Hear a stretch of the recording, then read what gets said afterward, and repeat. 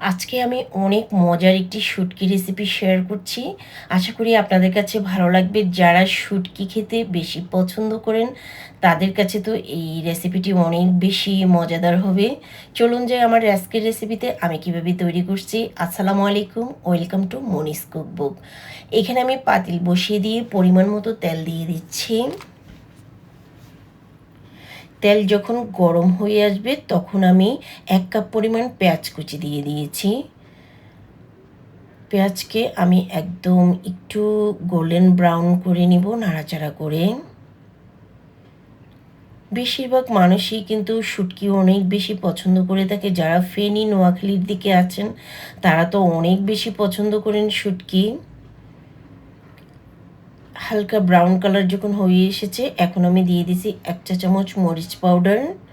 সেই সাথে দিয়ে দিচ্ছি আমি 1 চা চামচ ধনিয়া পাউডার, 1 চা চামচ হলুদ পাউডার। দিয়ে দিচ্ছি আমি স্বাদ মতো লবণ। সামান্য পরিমাণ পানি দিয়ে আমি ভালোভাবে মশলাগুলিকে প্রথমে কষিয়ে নিব। সেই সঙ্গে এখন আমি দিয়ে দিচ্ছি আদা রসুনের পেস্ট। দেখতে পাচ্ছেন 1 চা চামচের মতো আদার পেস্ট, 1 চা চামচের মতো রসুন পেস্ট। অবশ্যই শুটকির মধ্যে কিন্তু রসুনটা অনেক বেশি ভালো লাগে। আপনারা অবশ্যই রসুন দিতে চেষ্টা করবেন। ভালোভাবে মিক্স করে একদম আদা রসুন আর মশলাগুলিকে আমি ভালোভাবে কষিয়ে নিচ্ছি। মশলা যত বেশি ভালোভাবে কষানো হবে তত কিন্তু স্বাদটা অনেক বেশি ভালো আসে। এখন আমি কুচি করে বড় একটা টমেটো দিয়ে দিয়েছি।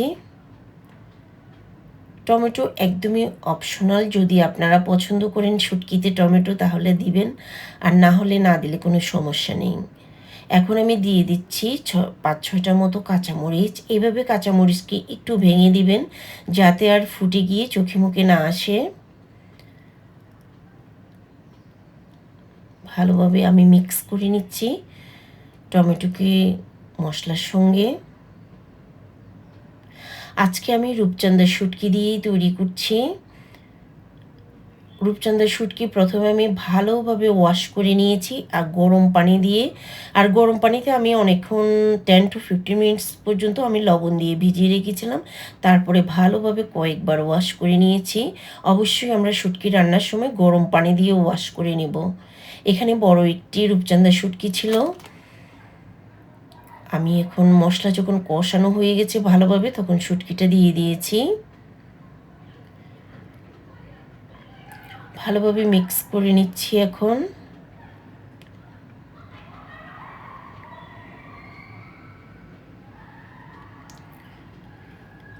এখন আমি অ্যাড করে দেব একটি আলু। আলুকে আমি একদমই একটি বড় আলুকে এরকম স্কোয়ার করে কেটে নিয়েছি।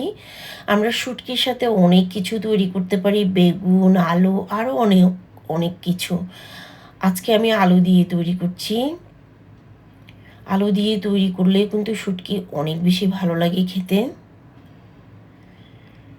ভালোভাবে আমি মিক্স করে দিচ্ছি শুটকির সঙ্গে আলুকে।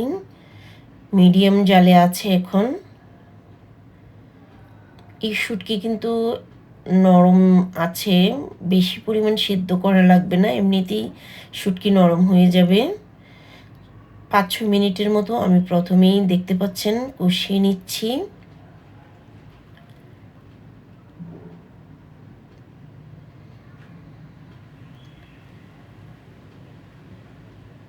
এইভাবে ভালোভাবে নাড়াচাড়া করে দিতে হবে যাতে আবার পাতিলের নিচে না লেগে যায়। যে কোনো খাবারে কিন্তু পোড়া স্মেল আসলে একদমই ভালো লাগে না, খাবারের টেস্ট একদম নষ্ট হয়ে যায়। তাই যাতে নিচে পোড়া লেগে না যায় সেদিকে খেয়াল রাখতে হবে। আবারও আমি কভার করে দিয়ে 5-6 মিনিটের মতো কুক করে নিচ্ছি। দেখতে পাচ্ছেন এখন আমি কিছুটা গোটা রসুন দিয়ে দিয়েছি। যেহেতু শুটকির মধ্যে একটু রসুনটা বেশি হলে শুটকির টেস্টটা কিন্তু অনেক বেশি ভালো আসে। আমি কিছু গোটা রসুন দিয়ে দিয়েছি। এইভাবে করে আপনারা কিছু রসুন দিয়ে দিবেন।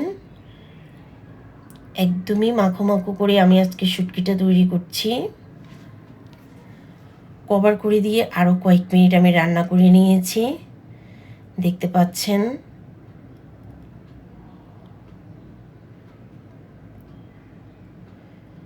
শুটকি একদমই নরম হয়ে গেছে, আলুও একদম নরম হয়ে গেছে। কিছুক্ষণের মধ্যে আমি চুলাটা বন্ধ করে দিব।